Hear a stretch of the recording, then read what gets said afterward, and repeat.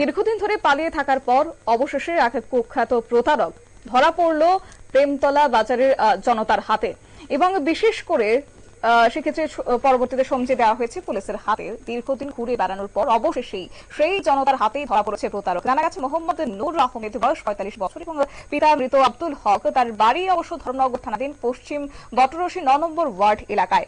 সে বিভিন্ন অজুহাত দেখিয়ে দীর্ঘদিন থেকে মানুষকে নানাভাবে ঠকিয়ে আত্মসাৎ করেছিল টাকা এবং অবশেষে মঙ্গলবার দুপুর আনুমানিক ১২টা নাগাদ কদমতলা ব্লক এলাকার প্রেমতলা বাজারে তাকে আটক করে স্থানীয় বাসিন্দারা। অভিযোগ, সে বহুদিন ধরেই ধর্মনগর মহকুমার বিভিন্ন অটো রিক্সা ভাড়া করে কিংবা গাড়ি ভাড়া করে অন্যত্র নিয়ে গিয়ে টাকা এনে দিচ্ছি বলে পালিয়ে যেত।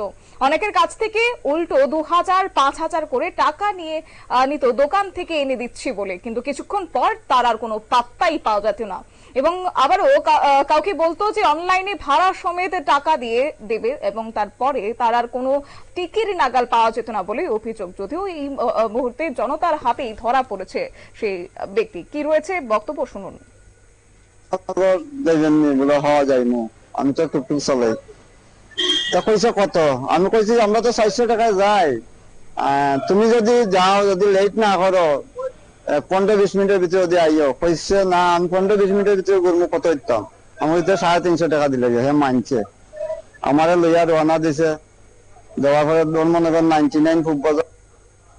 আপনারা শুনলেন এবং সেক্ষেত্রে জানা গেছে কয়েকজন ব্যবসায়ীর কাছ থেকে সে টাকা নিয়েছিল এবং পরে দিয়ে দেবে বলে, কিন্তু পরে সে পালিয়ে যাওয়ার চেষ্টা করে। যদিও পরবর্তীতে ওই ব্যক্তির তৎপরতা এবং পুলিশের সহযোগিতায় ধর্মনগর থানার পুলিশ তাকে আটক করেছে।